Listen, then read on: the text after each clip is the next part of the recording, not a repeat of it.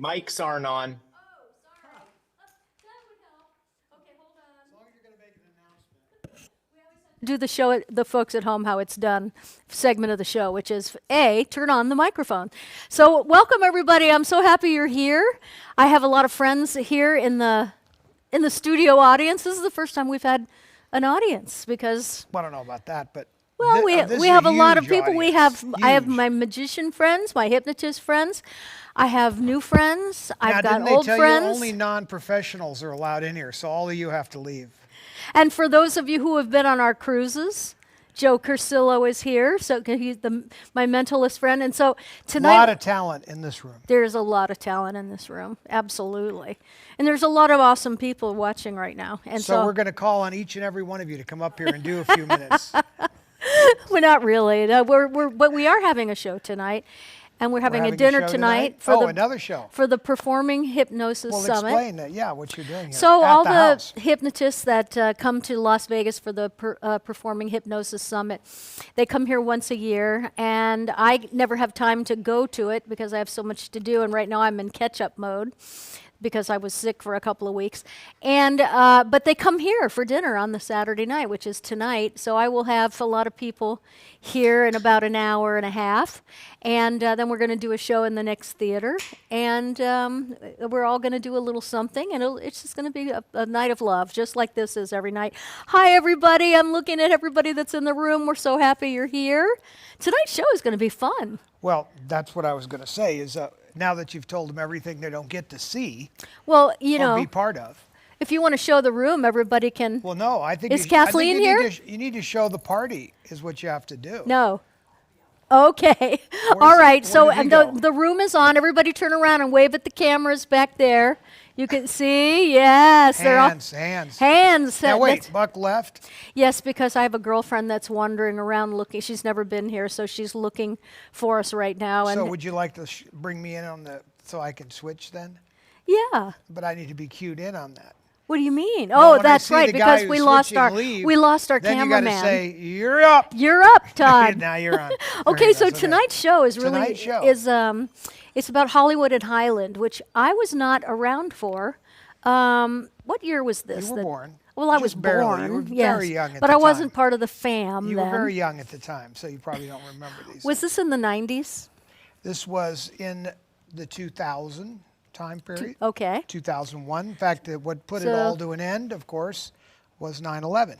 So that was September 11, 2001. So as you all know, because you have followed Debbie's story and Todd's story about them trying to get the museum up and running. First, it was Pigeon Forge after Hollywood and Yes. Highland? Yeah. So Hollywood and Highland was going to be like where the museum was. It made perfect sense because it's a huge epicenter of the tourists that go to Los Angeles, to Hollywood. It's so funny when people go to Hollywood, they'll get in a taxi cab and they'll say to the taxi cab driver, "Take me to Hollywood." And the guy will stare at you like a deer in the headlights. But the reason why is what we figured out early on is there really is no there there. There is no there. That's So- exactly right. What we determined, well, the purpose of Hollywood and Highland, and it was a noble effort by the developers, Trizicon, there were some really good people involved that really got the whole vision of it. And they had modeled this entire shopping center complex around the D.W. Griffith film Intolerance. So spectacular architecture, and we had the entire nose of Highland Avenue. Massive amount of square footage on 3 floors, entrance to the ground floor, elevators up. It was a phenomenal location for us, and importantly, the city was very involved in the renaissance of Hollywood Boulevard. So Hollywood and Vine, Hollywood and Highland, in the between there, pretty much, I mean, you watch what people say to this day, you know, they've really never got a handle on that. It's still a rundown, poorly run city, and it doesn't really reflect what you think of the golden era of Hollywood. You don't think of homeless people wandering around. Well, the last time I was there and I went around Hollywood and Highland, there were tents all the way up and down where you turn, where you go onto Franklin there. And I thought, if somebody was texting and driving, they would wipe out an entire encampment there because there's no wall to protect them. And I always thought, why would anybody put their tent on what's, I think, of the most dangerous Why would corner? anybody build Hollywood there? Well, it's been there a few No, semesters. it's a joke. Yeah. The thing about Hollywood is, when Hollywood was Hollywood, when I was a kid, we used to go, Carrie and I would go to the Grauman's Chinese theaters and watch movies, or to the Egyptian theater. yeah. There were many theaters there, and children could walk around in the 60s and 70s. But at a certain point, it really started to turn into a poorly run city. Yeah. And a lot of people don't know this, but Hollywood's not a separate city. LA runs Hollywood. I didn't even know that. Okay, well, the city of Beverly Hills has like its own police and its own everything, but Hollywood does not. So they operate under the Los Angeles police and the Los Angeles fire and everything else. So when the city of LA is mismanaged, down goes Hollywood. Right. And that's unfortunate because it has such an amazing history. Going back to the Earl Carroll Theater, and there were multiple theaters in Hollywood. I don't mean movie theaters, I mean legit theaters. You could go see a show at the Coconut Grove, which was just down Wilshire, but if you took La Brea down to Wilshire, there was the Coconut Grove, a massive nightclub. The Earl Carroll Theater was up on Cahuenga and Sunset, was a nightclub. There was a number of clubs in Hollywood that no longer function. So yeah, we've lost a lot of that glitz and glamour, but we really thought this was it, honestly. We were at city meetings. We were at the Hollywood Highland planning, and this massive thing was being built, and the subway station came up right there, and they were redoing all the sidewalks and cleaning up the neighborhood. It was a real renaissance. So what we're talking about, for anybody that just came in, is that Debbie and Todd were trying to get a Hollywood museum for Debbie's magnificent collection forever and ever. And so this came up, and it was like locked. It made so much sense. It was going to save that area. It was also going to be a huge museum there, right? And so this was all going to happen. Debbie's dream was finally, after decades, going to happen. So we built her museum in Vegas, right? And it was a small museum. This was 4 times the size of that. Yeah. We never had more than approximately 10% of the collection on display in Las Vegas, albeit let's just say a lot of important stuff. Nonetheless, we never could get everything out and do things the way we wanted. We never got all the cameras and all the interactive stuff the way we wanted it. And so here was this golden opportunity to build what we determined would become called the Hollywood Motion Picture Experience. And the reason why we did that is we tested the name museum. And it was determined that the word museum had sort of negative connotations, especially with young people. They thought of a museum in terms of like something you were forced to go see with your parents. Yes. And we wanted this to be more of an experience, a ride, something immersive experience. So we tested this and spent money and determined that was the word. So the Hollywood Motion Picture Collection's home was going to be the Hollywood Motion Picture Experience, located at Hollywood and Highland. And with that, we decided it looked just like a poker game. Debbie and I sitting at one end of the table, and we went, we're all in. Whatever, we just thought if this hand doesn't win, then it's not meant to be. Yeah, That was really and what you happened. had this huge collection 3,000 of 3,000 costumes and costumes. artifacts, and No, nobody no. had that. So that 3,000 costumes, several thousand other artifacts. Oh my gosh. Like when you talk about artifacts, you're talking about tchotchkes, collectibles, awards, other things, not costume items, cameras, lenses, swords, guns, furniture, movie props. All of that there were about 2,000 plus of those items. Then there were approximately 2,000, there were 10,000 paper. So this posters of all sizes, but I think we had 5,000 lobby cards. Wow. So, there were thousands and thousands and thousands of papers and scripts, and, we still have obviously a lot of stuff. It seems like a lot but we had so much more. No, I know. Well, before we go into video number 1, I just want to say I know all of you at home, there's many of you that are on the East Coast and you're socked in. So hang in there with us. So hang in there with us. Get a glass of wine. I know I saw a couple of people saying, I'm by the fireplace with a glass of wine watching the show. Perfect. We're so happy to have you. Everybody stay safe. Here we go. Earlier today, I had to turn the air conditioning down so I could talk to somebody on the phone because it was like 70 degrees here. You know, I'm talking to a friend of mine in You want to just Maine. rub it in to everybody at home that's freezing their tail feathers Yes, in fact, off? that is what I'm doing. All right. Well, let's go to clip number 1 and visit the. You want to say what it is, or you know? You go. Okay. So one of the first things that happened with Hollywood and Highland is we sort of developed a partnership with the Los Angeles Fashion Institute. In fact, there's, I think to this day, still a Debbie Reynolds scholarship there, but they call it LACMA, and it's part of the Los Angeles Art Museum. And they have a fantastic facility there, and we did a big fundraiser at that facility, and we put up costumes on display and invited everybody. Carrie came, but also a lot of really kind of cool old-timers came.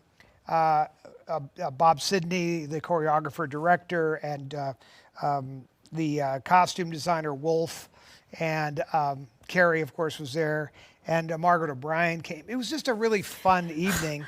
A lot of these people, most of which are no longer with us. So I this might think be the last Margaret time. O'Brien is the last She's of still the around. Mohicans. Is she in her 90s now? 80s. She was about 10 years younger than my mother. for She's so example. sweet. Well, you'll see her. She's Yeah. super cool. And did we put that in it? We didn't have time to put it there. So, Patreon, if you want to see more of this, have we put any of that up at all? Okay, so on Patreon, you could watch more, including a really fun conversation between Margaret O'Brien and myself. Oh, that's awesome. All right, so let's play video number 1. We're going to go into costumes and continue this. We want to see the scary costumes. All right, let's go. Follow us. All right, what? I put it in. Wait, you got to stay with What? 2 seconds of your life. You're really lucky. I mean, that was a long moment that we just had. We actually got like 15 steps without being interrupted. That's probably the longest time I've ever spent with Carrie, if you really want to think about it. But I expect that we might be able to get some more time with her. For life. But you can see how easily she's distracted. I mean, this is sort of the story of our life. You know, Carrie. What? No, I was just explaining how that was probably the longest amount of time I'd ever had your attention for anyway. Nobody. You're going to get a lot of that. I mean, do you think we have control of it? Ego trip. Debbie's total ego trip. Yeah, one costume. That's It's so not- bad. See, the problem is we ran into this problem before. We were in Vegas. We said we're going to do. We want to put like some of your costumes, meaning my mother's costumes, on display. And she was like, no. I don't want people to think I'm on like some big ego trip. So we wanted to like put one costume from Singing in the Rain, one. But then we wanted to do like Charlie Brown. She wouldn't let me. Had to go out in the hallway with it. You know, it's kind of like a punishment of sorts. So that's the kind of thing we have to contend with our whole life. 2 weeks. This is Bob Sidney, and this is we're making this as a film for my mom. So you Oh, can talk one for to my Maxine. No, for my mother. Oh, the devil. Debula. So you can Oh, say, if nice. you have something to say to her, you can jump in. I've known this family when they were respectable. Toddy, I knew Toddy when he was a little boy. I have a picture of Toddy and Carrie back to back. You were 4. You know, she is that 6. big? That big. I've heard that before. You're Debbie's son? Yes, Yes, sir. remember Michael Wolf? We did Oh, of close. course. How are you? This is Toddy. Nice to see you. I designed your mother's clothes when she was 17 years old. I know. Your name is, of course. here. Well, you know, we we go have back some to- sketches of yours. Debbie wanted the clothes after the picture was finished. Of course. So I couldn't give them to her, and Mr. Hughes, owning the studio, wouldn't allow it. So I come into the studio one morning on a Monday morning, and they want to see me in the front office. And they want to know what I had to do with the robbery. What robbery? He and your mother got into the wardrobe Sunday, I and hoisted stole her the up. wardrobe. She took things over the roof. They climbed over the Now, you fence. see, that's an important event because it shows her fanaticism for collections of costumes. It also shows that she's a crook. She is here this evening, and we would very much like to honor her for her collection, but also all of her philanthropic work that you've done and your career. And because we really love you, we know you're that favorite, much-loved girl next door and our favorite movie star. Debbie, could you please come up? If you can see this lovely crystal, it does have a star. How nice. I still have my own star. I appreciate it very much. I am deeply grateful for being allowed to be here tonight, being a part of this wonderful edifice. My deepest thanks to the Fashion Institute of Design and Merchandising for this inspiring evening. And I don't want to miss that Robert Sidney is here tonight, who's one of my very first directors, and I love him very much, and I would like to introduce him. Where are you, Robert? I love you. And Michael Wolff, one of our great designers, is here tonight, who was not introduced. Michael Wolff, who did, wave a hand. Michael, who created Jane Russell's bra, and that was a thrill for all of us. I never thought they'd get up. I think it was wonderful. She says you didn't, but you say you did. I don't know. He did a film I did called Susan Slept Here with Dick Powell, and I was 17 years old, and I climbed over the walls on the weekend and stole all the costumes. We have a new location that we hope that is going to come to fruition at Lancashire and Hollywood Boulevard, and that is overly... Hollywood and Highland. Did I say Hollywood and Vine? Well, the fact that I said Hollywood and Vine means that I used to only have a radio. So that was Jack Benny and Bob Hope, and they said Hollywood and Vine. So I'm still used to that being a wonderful place. Now it's going to be at Lancashire, right? Hollywood and Highland. Well, you see, I am now 68 years old and on my way out, so what the hell? Hollywood and Highland, where we used to have 68. the Holiday I'm Inn older is than gone she is. now. We now have this magnificent edifice going up. It's unbelievable. It's so magnificent that they're putting all these billions in to our Hollywood, because we have missed our Hollywood. And we are glad to see it coming back.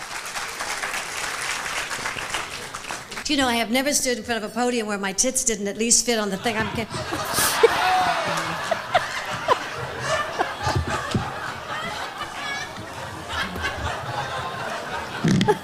Did she say Resting that? them on the podium. I don't fit, you know what I mean? I am praying that we are able to come onto Highland and Hollywood Boulevard. Highland and Hollywood Boulevard.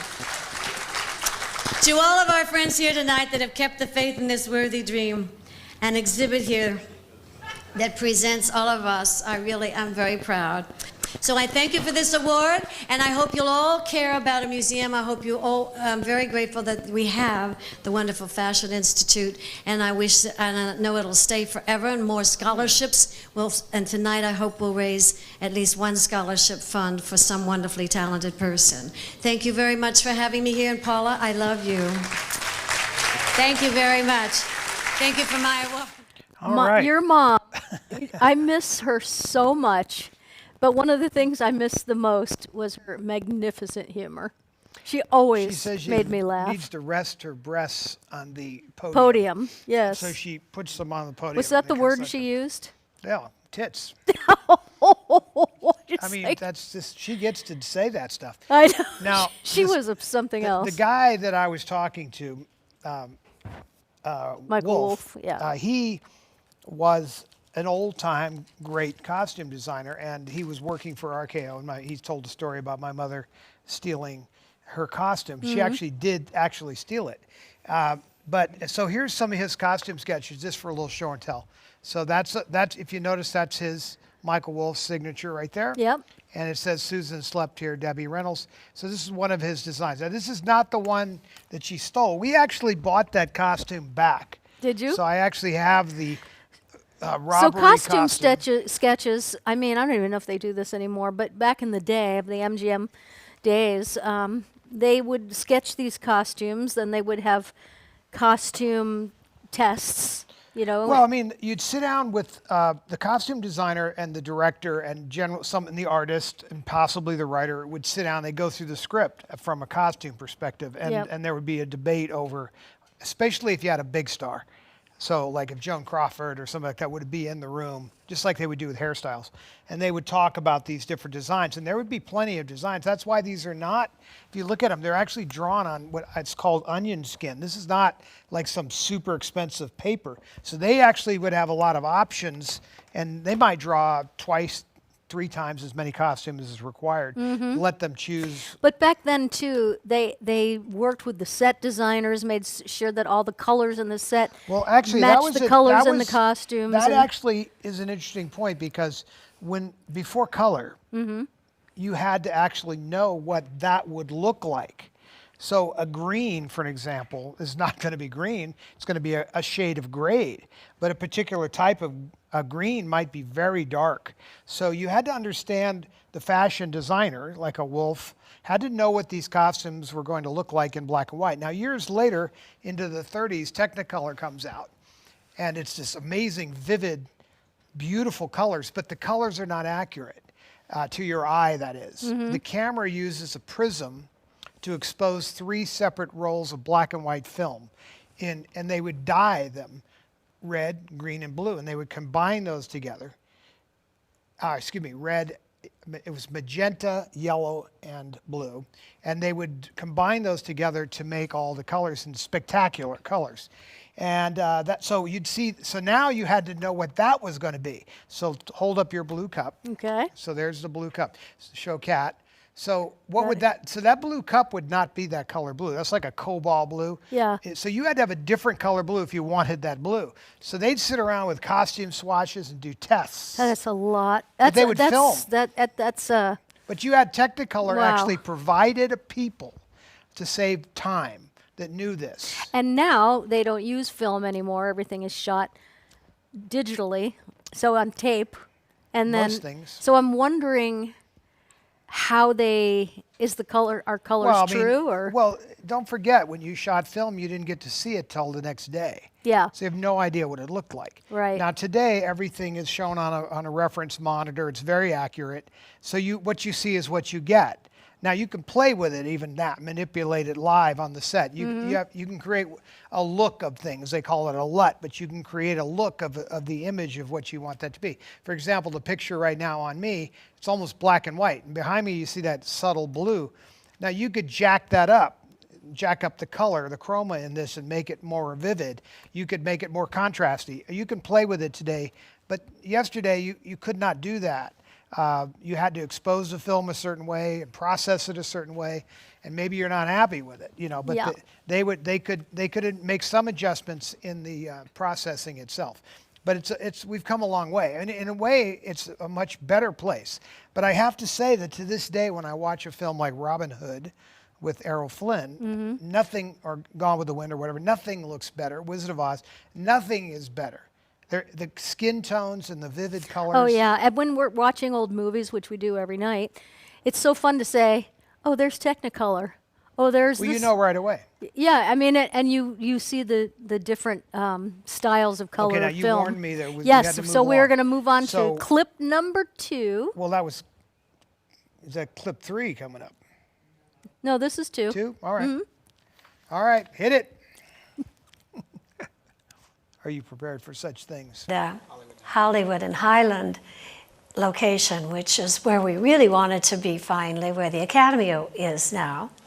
And that's where the Kodak Theater is, and that's where we wanted to have our museum. And of course, the investors at that time, the real estate people, took a nosedive, and so that project was out. The city of Los Angeles had money troubles after 9/11. That changed things for everyone at Hollywood and Highland. And they were taking me along with them. Todd and I were stunned. We had spent more than $1 million over the years on plans, construction, and rent.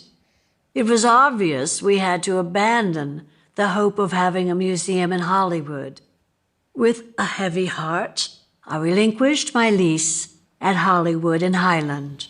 The Hollywood Motion Picture Collection will act as the emotional magnet to draw cinema buffs from all over the world and will be an essential ingredient in the renaissance of the Hollywood community. Hit it, Louise! That was Johnny Grant. The Hollywood Motion Picture Collection, Janet of which Leigh we on have a the right in fabulous the one. purple. It's been a long, hard David fight Walper to on the achieve a left. location from the year 1970 to 2001, and we have to be ready by 2002. It should have always been located here in Hollywood, and now it will be. The preservation of film is a multifaceted job. For years, many of our finest films lay crumbling in vaults, some of which are now lost to all of us forever. But thanks to the tireless and the great work of AFI, American Film Institute, and American Movie Classics that we watch on Turner Classics, the movies, and the dedication of Martin Scorsese, many of these films have been saved and restored to their former glories for all of us and our fans and millions all over the world. How these films were designed added to their beauty, these films, to their beauty and greatness. And we have managed to save a large collection of costumes, props, and antique furniture, everything that was in the original film chandeliers, which were used to beautify these films. Our most memorable films, performed by our favorite stars, many of whom are right up here, past and present. We want to do this now while we're present. That's why we're happy we're here, David. I mean, we've been trying this for years. Jack Haley Jr., God bless him, we wish you were here. Our collection contains over 3,000 costumes, really more.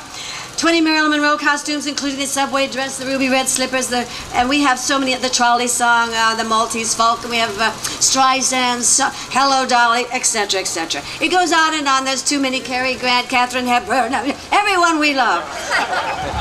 Eddie Davis.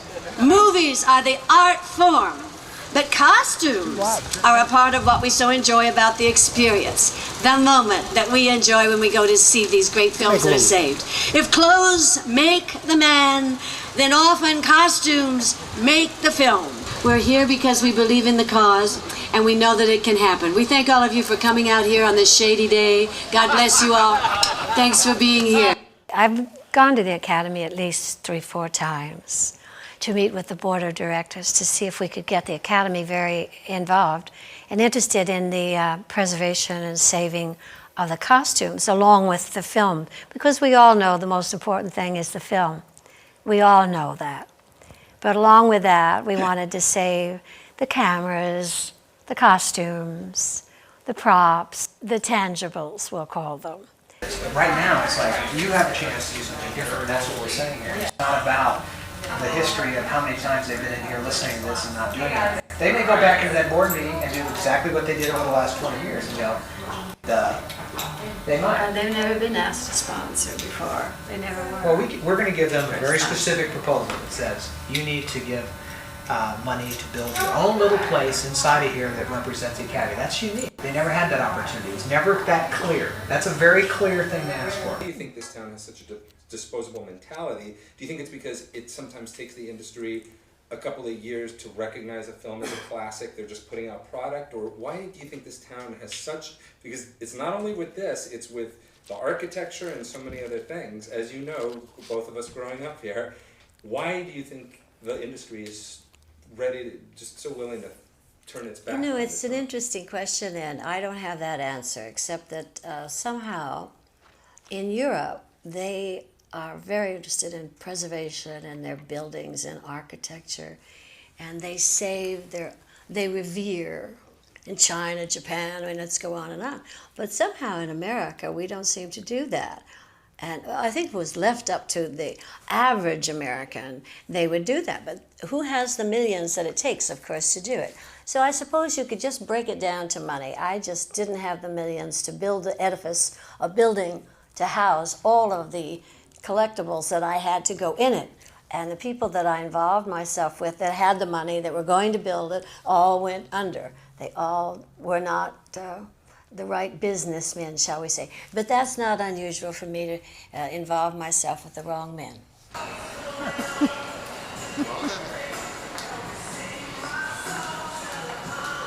We have that outfit? Yep. The fun of about lavender what one? upset me was it wasn't my right? stuff. I didn't buy my Lavender, stuff. These are all Oh, yeah. Cary Grant, Betty Davis, and Katharine Hepburn. Sir, may I have some pepper, please, also? Thank you. Can you reach the stuff? It was all a motion picture idea. A little It wasn't opportunity me. for everybody to I go to always lunch worry with when Todd Debbie. says Debbie Reynolds collection. Yes, it is. Would you guys like a But Caesar it's not salad? about Debbie Reynolds. Pass the it's black about pepper, will you? the motion picture industry, the history of, the heritage of. That is not about Debbie Reynolds, just my heart. And it's not about anything that I did. I feel there were two movies Singing in the Rain, How the West Was Won, that I was fortunate enough to be in, that were worthwhile for me to invest something of mine. But everything else is everyone I loved and admired, and that the world loves and admires. So it's a collection of history. It's a passion for me, and then somehow the passion was passed on to Todd. Thank God, because otherwise I wouldn't be here today. I can't attend all the meetings. I can't fight. If without him, without you, without brains going here, I'm easily hoodwinked. I wouldn't know. I'm not a businesswoman. I am a dreamer, I guess you'd call that. I am very visionary about what the people want, what American people want, the world wants. That's a fan. I'm a fan. And I'm not a person interested in making money on it. I want to save it. It is not about making money at all. I've lost tons and tons and I don't care. I just don't care about that. I want to see this put up on its feet, and it was in Vegas, and it was fabulous. It was spectacular in a very small area. So what it can be now, if we can get this put together, it'll be sensational. And it'll just shock the industry into reacting and loosening up their warehouses and donating. They'll do it because they'll be so excited. But it's like, show business itself is not a business anymore. It is a private rental business. There is no more what you call Hollywood is a sign. Hollywood is a town. The industry is called motion picture industry. It is independently owned by Mr. Spielberg, DreamWorks, Mr. Lucas, independent movie makers. Well, they all own their own Or big costumes. companies. Hindsight is 2020. Is there anything you would have done differently? Well, it has cost me a lot of anguish, and it has cost me an awful lot of money. I think I probably shouldn't have done it, but then why not? If you don't go after your dreams, what is life all about, Alfie? I'm not sorry I did it. I'm sorry about this auction, yes, but I'm grateful because really that it's happening, and it'll be handled well by Profiles in History.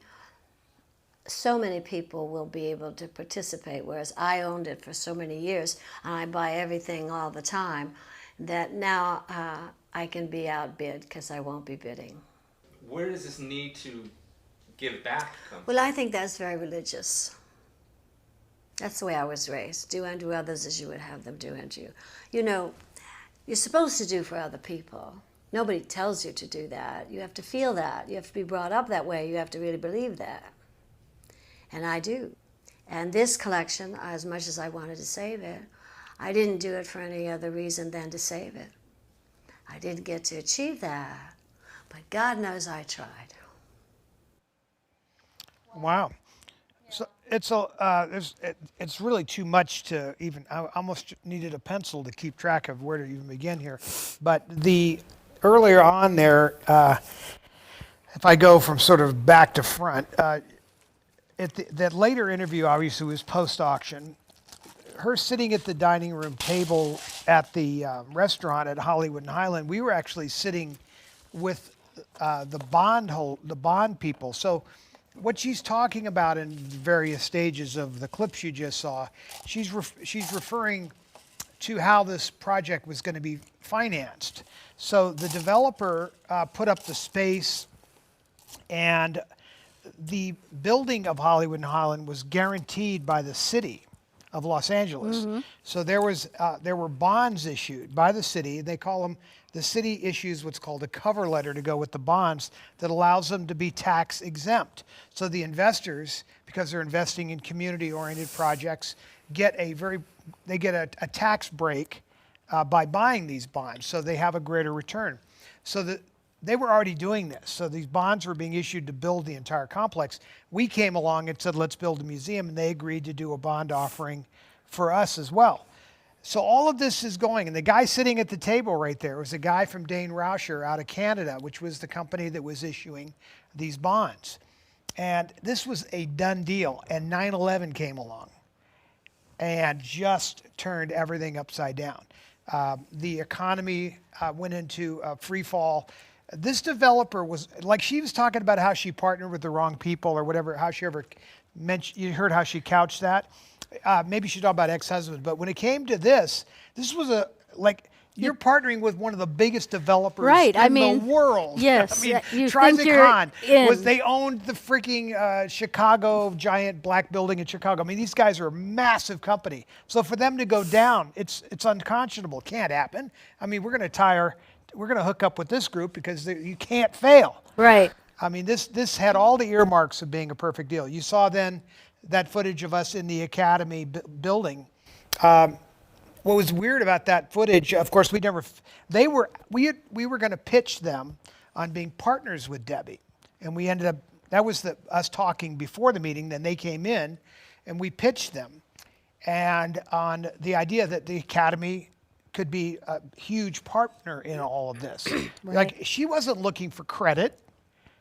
You know, there's like a big joke in our family about credit. We always are making fun of people to do things for credit. Because my mother's the queen of doing things for righteous reasons and not looking for some sort of return via credit. So we sat in that meeting and she says, look, you guys take all the credit. You put your name on it. I don't care. I just want the museum. I just want to see this done. I'll step out of the way. And they were all like, well, Debbie, we think that's very interesting, but we don't really understand the connection between the costumes and the movies. That's And my mother was like, okay, well, I'll run this by you. You said these are the tangibles. These are the things that remain. Someone earlier said, well, Debbie, we're very involved in film preservation. She's like, well, of course that's important. You saw her how she said it in the clip there. She says, preserving the film is important. We all know that. Yeah. Now, she said those exact words at this meeting. Like somebody brought up the film preservation. She goes, yes, dear, we all know that. But we're talking about a museum that pays tribute to the industry and to the films and what people relate to. This is what people relate to. You run the film clip and you show them the costume.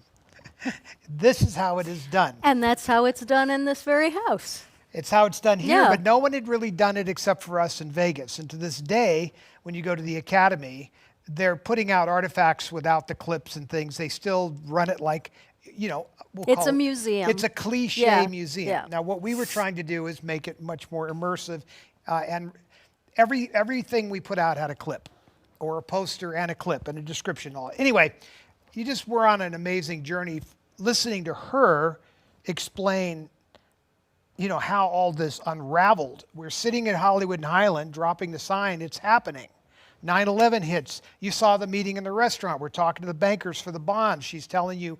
I've never seen that footage of her in that restaurant. I mean, so it's just somebody. I've never seen any of this Well, footage. obviously, I was sitting at the table, but you could see that I had just turned her loose because the bankers were sitting there and the city people were sitting there, and you could. I had just, she was.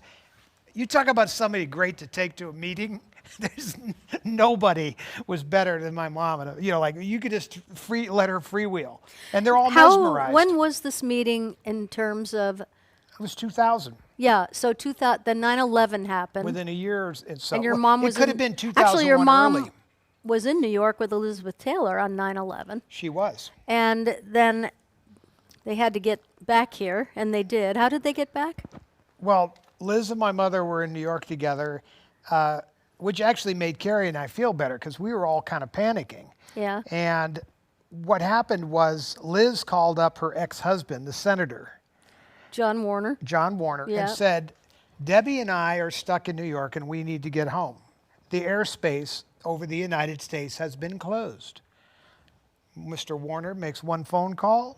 The next thing they know, they're loading. My mom and Liz are on a private jet flying out of Kennedy Airport or LaGuardia. and there's nobody in the air. There is no other planes allowed except military. They had military clearance to fly from New York to Burbank. Crazy. And they were in Paula's Gulfstream or something like that. And they, my mother didn't fly private all the time. Yeah. But in this moment, this was, and Liz was like, How weird to know you're the only person in the air besides she told me military. that she said when they went to the airport, to get on even the private terminal, they were like, I don't know how you guys made this happen, but you have the only clearance. Imagine being on the East Coast and you're the only airplane that's legally able to fly other than military. Yeah. Now, if you remember, the military was up and around. They were flying fighter planes Yep. all around New York City and all that. I mean, even that's sketchy, you know, because now you get up in this plane. Are you sure you know I'm cool up here? Yeah, that's what I was just thinking. Yeah. All right, well, let's go to I think it's the last clip too, which, am I right about that? Okay. This is, the next thing that happens is, well, obviously that skipped forward to Debbie talking about the auction, but we're backing up a little bit. My mother was given an award by the Costume Designer Guild, and it was really, you know, a gracious thing for them to do. And this is before this whole thing collapsed. And I went to Carrie, you know, and I said, would you be willing to give the award, you know, to Mom? And, you know, and she was like, yeah, that would be cool. I'll write something, you know, fun. But all of a sudden, you know, we were in the middle of some shit here. I mean, you know, what everything you're hearing about from Debbie there, this whole project was about to fold because of 9/11. So this Designer Guild Award was post 9/11. I don't know the exact date, but believe me, it was right in the middle of the tension points. And it was looking very much like this could sink or swim. And so Carrie started getting riled up. And it was the first time that Carrie really got behind this thing. You heard my mom at the table saying, oh, I'm so glad my son caught this infectious disease. Well, Carrie had seen it and had been around it and, oh, that's nice, dear, kind of a thing, but never had gotten really defensive about it. All of a sudden, Carrie, and boy, do you want, if you want somebody on your side in a verbal fight, you want Carrie. Yeah. And so here comes Carrie. Roll it.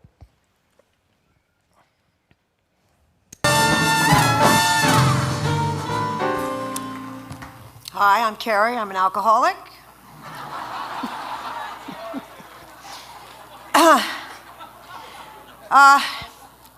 You know, you guys look like the right people to tell this to. I need to get something off my chest. It's crowded enough down there as it is.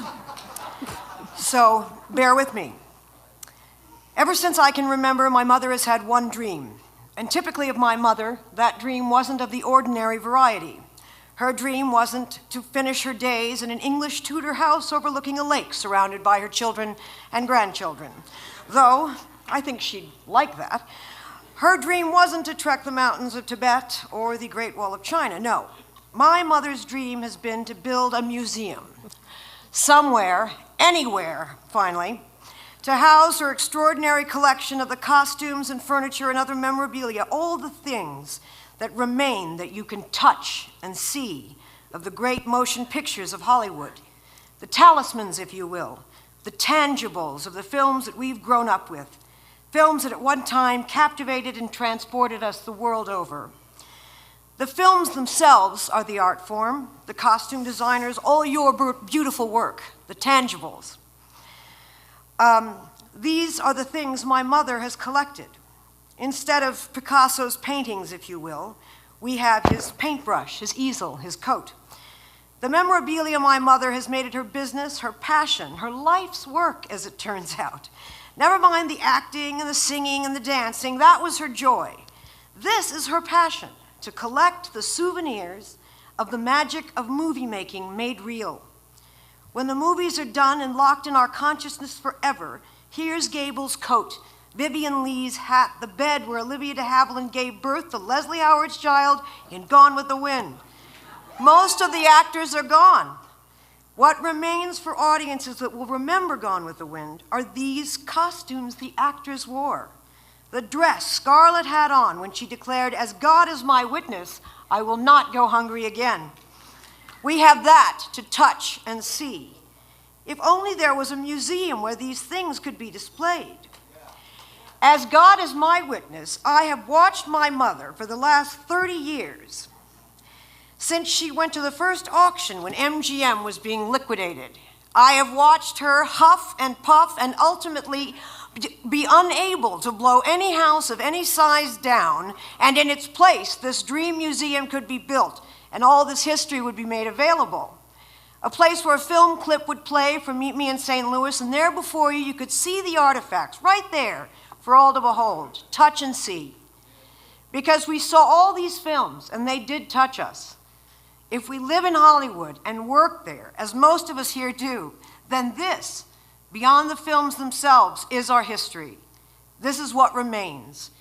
And my mother dreamt her dream of the Hollywood Museum, and she keeps collecting and collecting over the years, hoping someday one of us, somebody else out there, will join with her and help her make her dream real. And why wouldn't we? Of course we would. This is our history. These are the things that remain. But believe it or not, no one seems to have cared. No one has stepped up to help make this Hollywood Museum really happen. So while the award is nice, it's very nice indeed. There's no museum to congratulate her for assembling. Just an extraordinary collection of costumes created by the iconic and mostly no longer with us designers, Edith Head, Helen Rose, Adrian. So what are we congratulating her for? Or are we simply consoling her? We're saying thank you for caring so much that it has broken her heart over and over again. We're saying thank you for caring and putting up with the lawsuits. Yes, lawsuits. Hollywood and Highland is suing my mother and brother individually for $1 million because the entire complex has turned out to be something of a failure, and the city got panicky and backed off, and the developers didn't deliver on their promises. So Hollywood, instead of giving her the museum, gave her a lawsuit. But I'm telling you, this is the first time she's been honored for trying to do this amazing thing all by herself. No, that's not true. My brother, Todd, and mother took it upon themselves to salvage these fraying, glorious tangibles. All your work of the entire film history, from the silence to the special effects, they did it knowing people would come forward and say, yes, a Hollywood museum, a museum housing what remains of the most famous films of all time. Ben-Hur, Wizard of Oz, Citizen Kane, Singing in the Rain. Of course we'll help you put that together. Who wouldn't want to see these costumes we've seen on Monroe and Dietrich and Tracy and Hepburn and Bogart? Who wouldn't indeed? I mean, there's a museum housing the history of television, for Christ's sake. How did that happen? Instead of celebrating the souvenirs of the silver screen, we've got a lovely place in Beverly Hills honoring television. So my mother's dream has remained just that, a dream. And her collection remains locked up in a warehouse in San Luis Obispo on my brother's ranch, presumably never to be seen. Don't get me wrong, maybe Tennessee will see to it that these historic cinematic artifacts will have a home. Maybe Tennessee will make my mother's, our Hollywood Museum, a reality, maybe. I mean, there are problems. There are always problems. And after that comes the lawsuits. But perhaps Tennessee will see to it that Hollywood's history will finally be made, not in Hollywood. My mother and my brother will know by the end of March. If not, I have begged her to sell these things. Sorry, I can't stand to see her cry about this any longer. I often wonder, how did we get here? How is it that my mother has gotten to a place where she cries about these costumes? This has become her heartbreak, and not Eddie.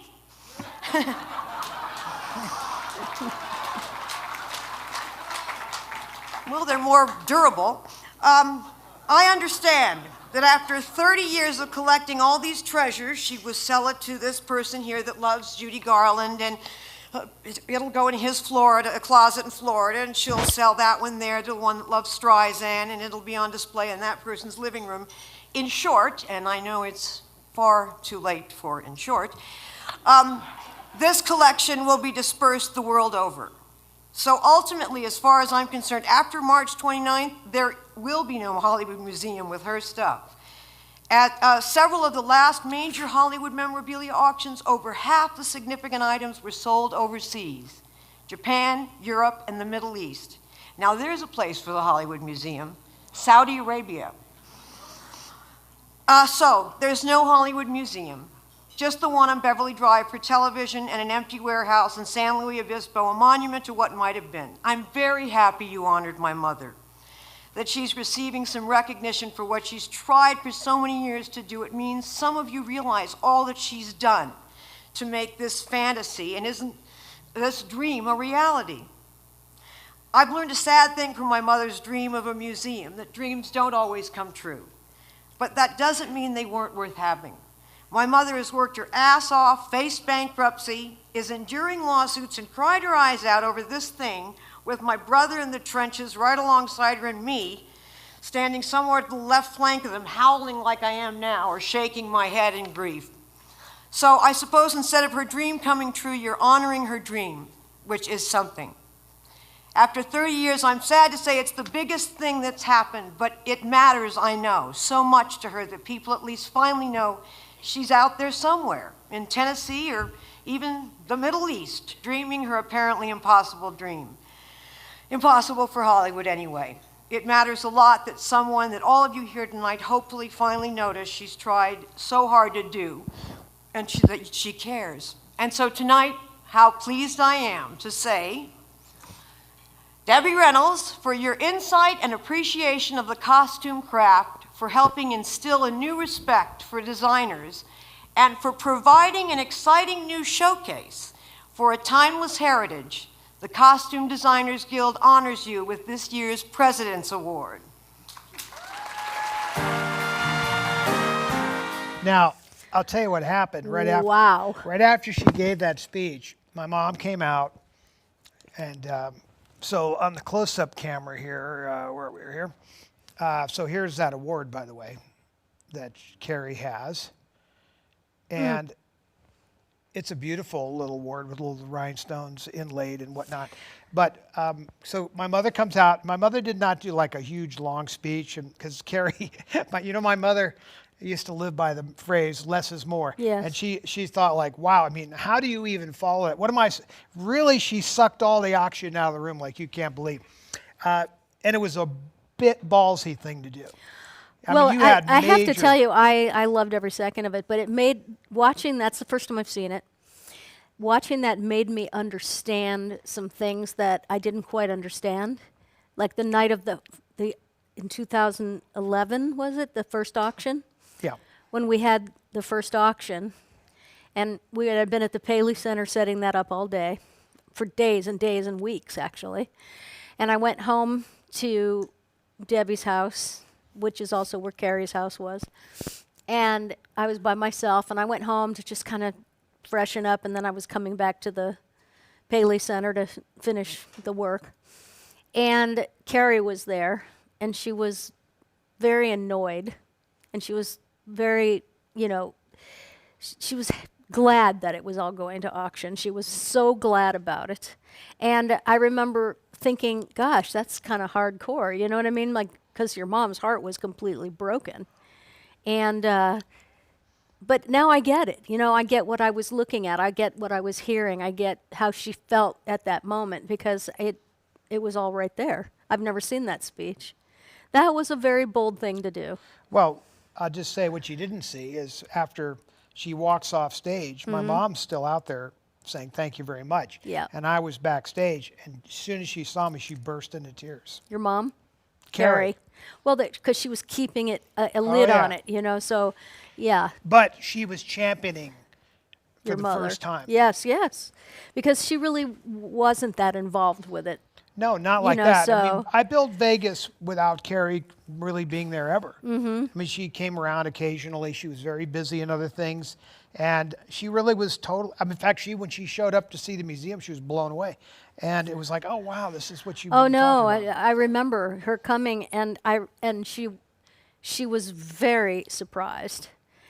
And, because she hadn't been involved in any of Well, a lot of people were surprised at what we did in Vegas, because prior to that, it was just all talk. And then when you say, I want to build, in those days, we still were calling it a museum. Yeah. But when you say you're building a Hollywood museum, what does that really mean? What does it feel like, look like? What's the experience? Right. So we built a ride of sorts, and it blew a lot of people away. And, she was very proud of it. Mm-hmm. And the industry, the people that were honest. Right. So Roddy McDowell came to the opening. And Roddy McDowell was probably one of the foremost Hollywood historians beyond just because of who he was. I mean, as a child star in Hollywood, he knew more about Hollywood than almost anybody. There's a handful of people on this earth that I've ever known that knew as much as him, and he was there. And he came to the museum and just paid, I have it on camera, Yeah, played amazing. we'll do that one night. Well, he paid amazing tribute to it, and it was a great compliment to her. But it was really more than about what we had just done. It was also about the dream, the discussion from what had taken place with him at the auction, at MGM's auction. And like wondering what Debbie was doing. You saw George Papard sitting there in those clips with my mother, and I mean he Papard was like my mother's brother. Yeah. They had this cute little relationship, and he was a real ladies' man, but he was also a man's man. And there he was trying to support my mom at the auction. There's not that many people. Like, you don't see in those clips anybody from the industry over at that auction. It was too sad for some, too pathetic for others. Yeah. And it was, my mother said it well, and I don't think I've ever heard her say it quite like that. She was like, a lot of people were like, I don't understand why, I shouldn't have to buy Esther Williams said to my mom, I shouldn't have to go there and buy my bathing suits. Yeah. That was how she felt. So what happened? My mother bought her bathing suits, okay? All right, well, that's what we'll do. And Miller, same thing. Fred Astaire sat there with me on the couch with my mom and said it shouldn't be us. Mm-hmm. And my mother was like, okay, I hear you, but if not us, then who? Right. Wow, I really enjoyed tonight's show a lot. I always do, because it's usually the first time I've ever seen any of these clips from the archives. Great job, Seth, putting those together. Did I miss showing? Oh, I had one other thing to show. Okay, so you have So one. I have this with me. I'll do the close-up camera. Okay. Oops, turn it that way. So this was... here, there you go, just a little down. There you go. This was Carrie's... This is what's at Grauman's Theater. This is embedded right next to my mother's handprints in the Grauman's Theater. It's a brass or bronze plaque. And they put this right next to my mom. It's the only mother-daughter tribute in the Grauman's courtyard. There are no other mother, daughter, or father, son. Maybe there might be a Douglas Fairbanks and something.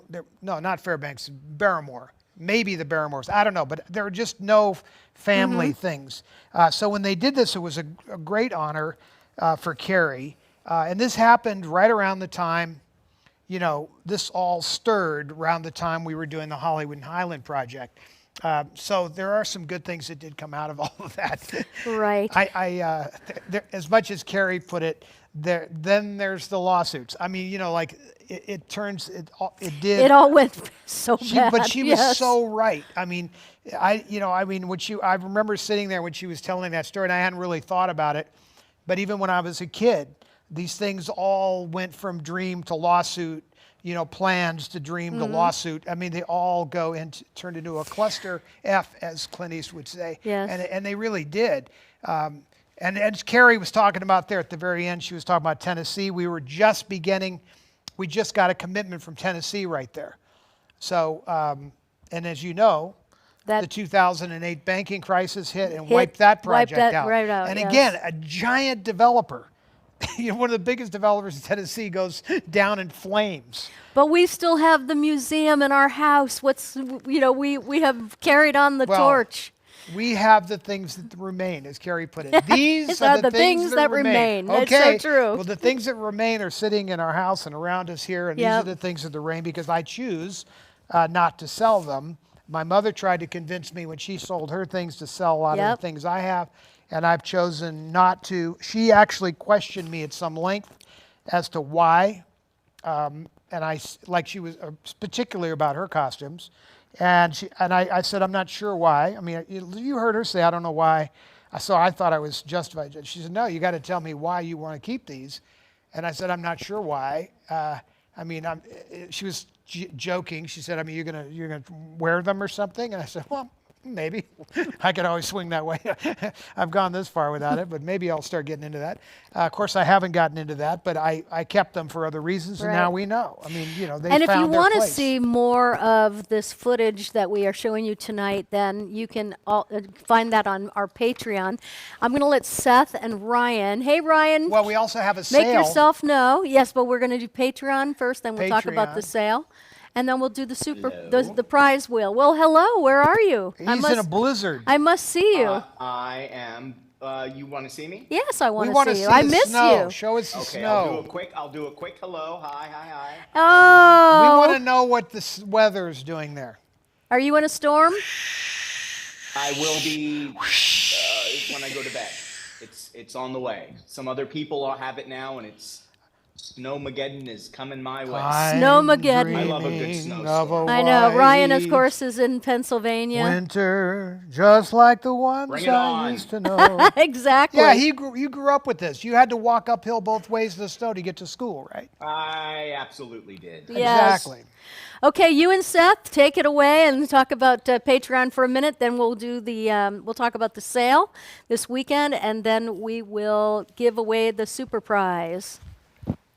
Would you like to do it, Ryan, or would you? No, like me he's to going to narrate show. while You okay, can well, do while it, you and he'll show show I'll it. talk about it. Yeah. Okay. No. Well, I just want to introduce people who don't know to this is our Patreon channel. It's called Behind the Stage Doors with Debbie Reynolds, which of course is the Debbie Reynolds estate, which we are, and it's so incredible because what's great about this is we're in the process of digitizing our archives right now, and I mean we have easily, this is light, 10,000 hours worth of footage probably, and it's all becoming available to you all digitally through our Patreon channel.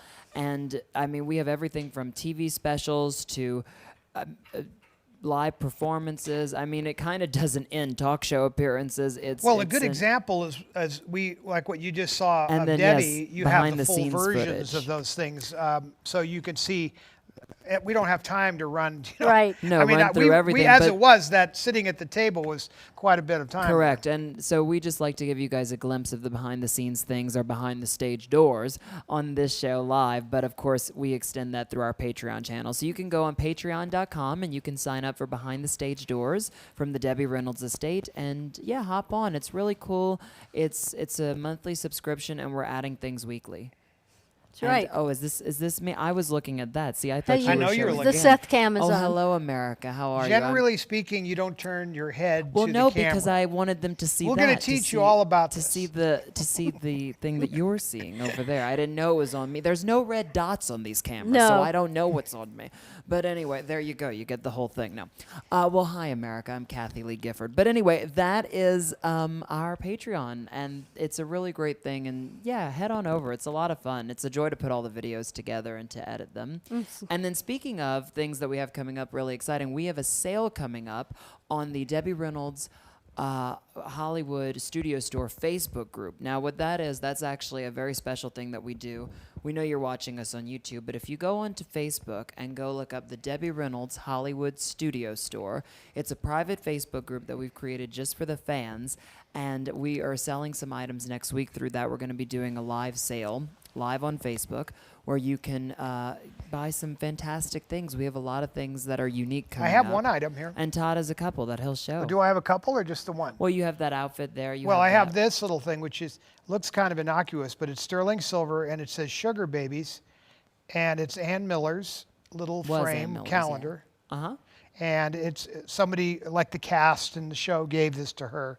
And I'm surprised this has been sitting on the site as long as it has, because that's a pretty slick. Well, yeah, and sometimes people don't see stuff on the site, which is why we wanted to do the live show Right. like this, because so you guys can see us, and Todd can explain the stories of these objects. I mean, a lot of times Debbie would go to estate sales of her And then we're friends going to have a and bunch get of these things. available. Oh, I'm sorry, wrong item.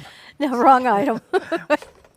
No, what was the other item? Well, up there? for the right price. Did you no. say there was something? No, not for the right price. Just kidding. No, and so right there next to Kat, there's actually an outfit of your mom's. Oh, that's yes. Right here. Yeah. Going Now, up. okay, so we have to, let me see how we can do that. We got to go to Kat's camera, maybe. Okay.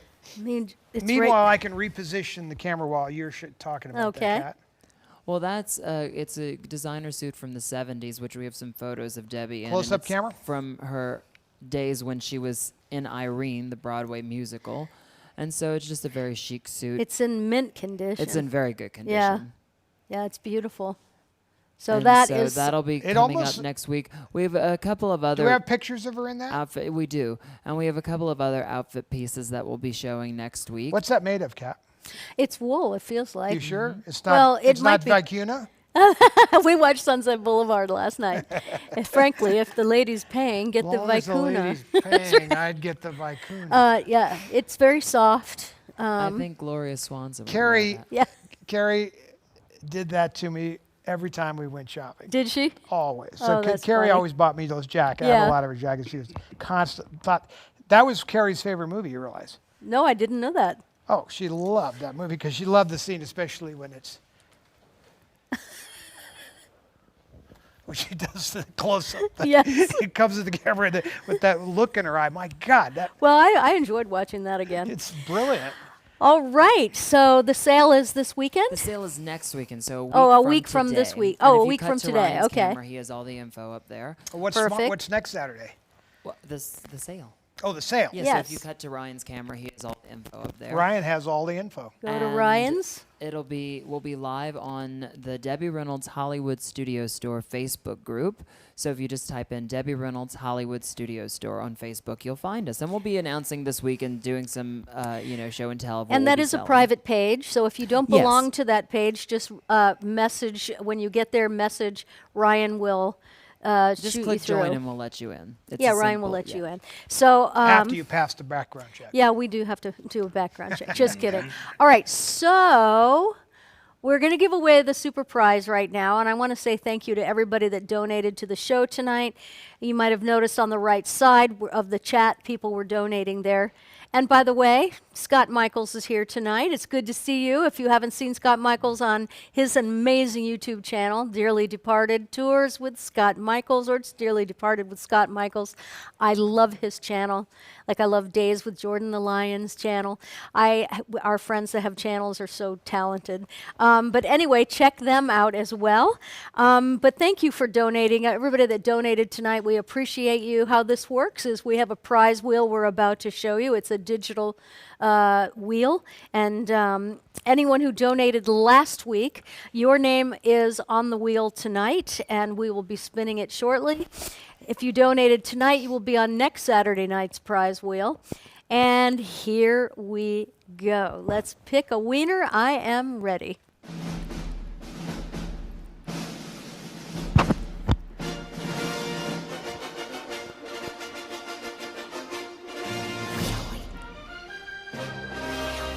Needs to be a choice, right?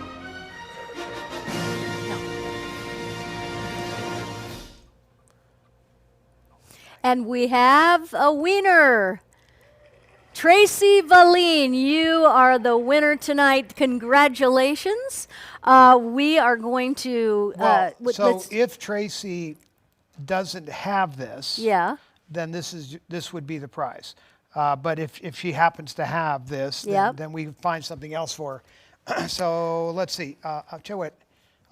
Can you hold? I'll just walk up to the camera because my close-up camera has been. All right. So we have a really nice little 5x7 signed. It's it's a postcard, is what it was. This was from the hotel days. In fact, that was the marquee in front of the hotel, and obviously that's signed by my mom.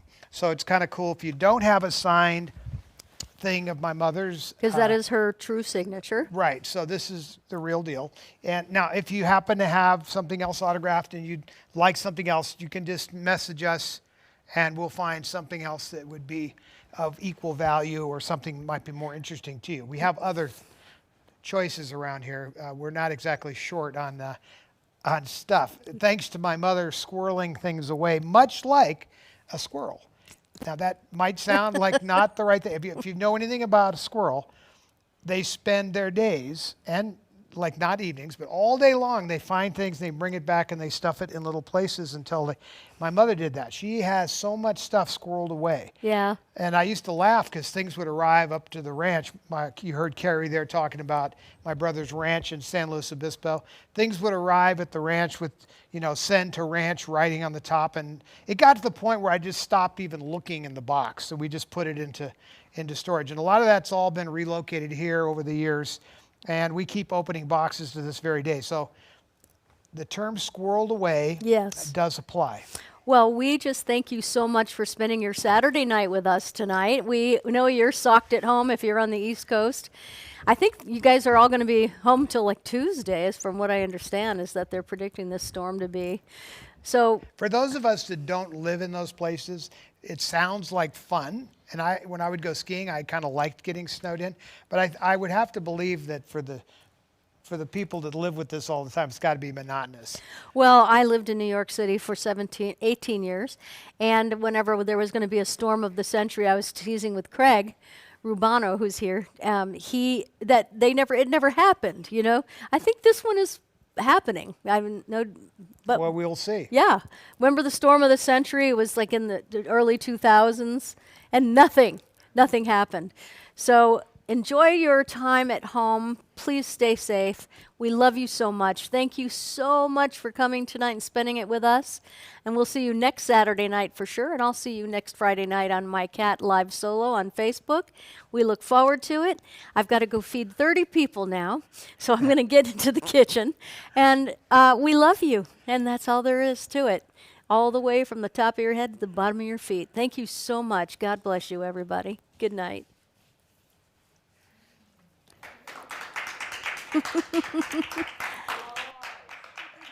So, is he running the crawl? Is Ryan running the... It is Ryan. Are we running the crawl there, Ryan? I guess not. Maybe... Do you have a crawl? Where's the crawl? We're still here. We can't go anywhere. No, we were waiting for Ryan. I think he got snowed in. Look, it says he started to share screen down below. He's playing it, he said. Uh-huh. There it is. Now we got it. Let's see what happens there. The mic is stuck in my hair. Well, we normally get a little credit roll. For those of you who wonder what we're waiting for, we normally have a little credit roll for people that donated and other things. And I don't see that playing. Is it something I can do, Ryan?